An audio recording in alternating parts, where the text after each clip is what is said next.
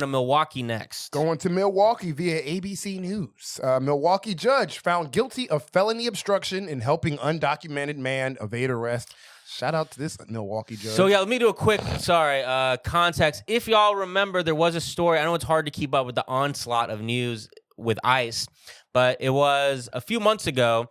There was a judge who was arrested for obstruction of justice because what she was doing, you know how these ICE fucking predators are going to the immigration courtrooms to pray and wait and arrest migrants who are literally trying to legally figure their shit out. They're literally trying to figure it out legally and arresting them there. And so this judge at a court, she told one of these migrants and their lawyer that she knew they were outside waiting to arrest them, and she told him to go through this other door, this private door. And then, very quickly after that, literally in a matter of probably minutes, they arrested the guy anyway. So all this stems from her doing that one thing. Mm-hmm. So let's go into the article. A Wisconsin judge accused of concealing an undocumented man to prevent his arrest by immigration authorities was found guilty of felony obstruction, according to ABC Milwaukee affiliate WISN, which was in the courtroom for trial.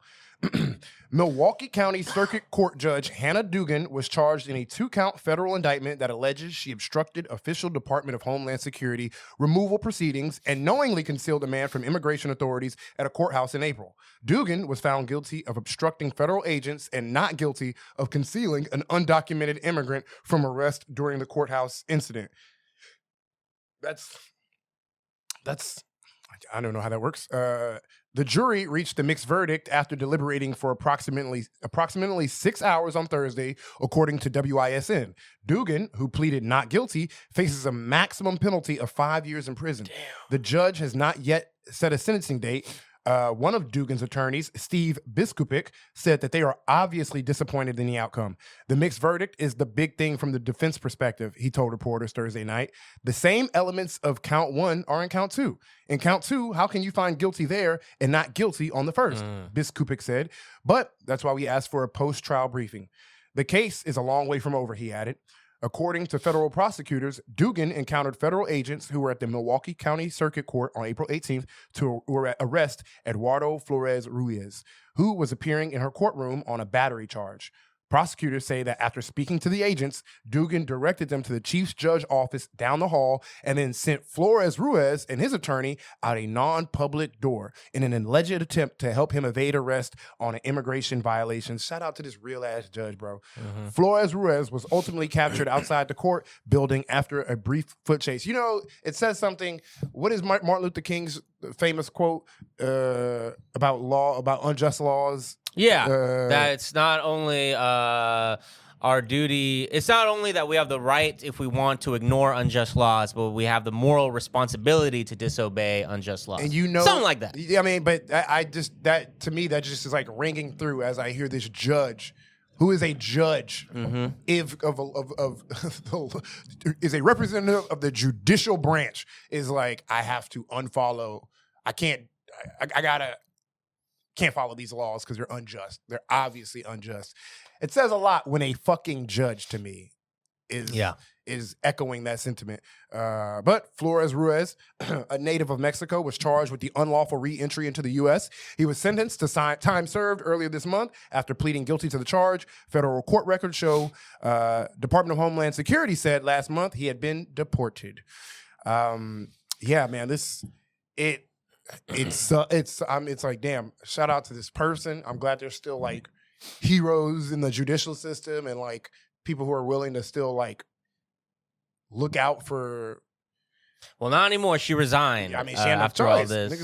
She's not in the judicial system anymore. But meanwhile, niggas can burn down old ladies' houses. I mean, I don't know if they got resigned, but retirement homes. Yeah. I'm gonna take a week off. Maybe I can shake this shit off. Take it off. All right, I'm back. Yeah. But now this lady just helping people. Yeah. I mean, ICE is dog. They're demonic. It's they're gonna get there. I when I see how vigorously they go after people like this. I'm like, are they? I know they got to reach their 3,000 deportees a day. I can Google this, I guess. Are they reaching their 3,000? No, they're not. They're not. Are they But anywhere near? you know, on this podcast, we are completely against quotas of all forms, especially in law enforcement. But we're against any quotas out of sheer principle. Yeah. But yeah, it's. I don't like arbitrary numbers. Yeah, me personally, it's not even. That's just from principle. Me? No, not for me. But the good thing about this is obviously not the story we wanted, but it's probably not going to end here. You know, I'm sure they're appealing. They're doing what they got to do to fight back legally. And hopefully this judge won't fucking be going to prison. That's insane. They do around 700 to 900 daily removals, 1,000 per day by October. That's a lot more than I fucking thought. Yeah. Yeah. Fuck, man. God, we need like anti-ICE, like an Antifa, but for just brainstorming. Antifa, ideas. huh? Write that down. That's a pretty catchy name. Interesting. Like a group that's against fascists, but like anti, like con fascist. That's what you would call it, I believe.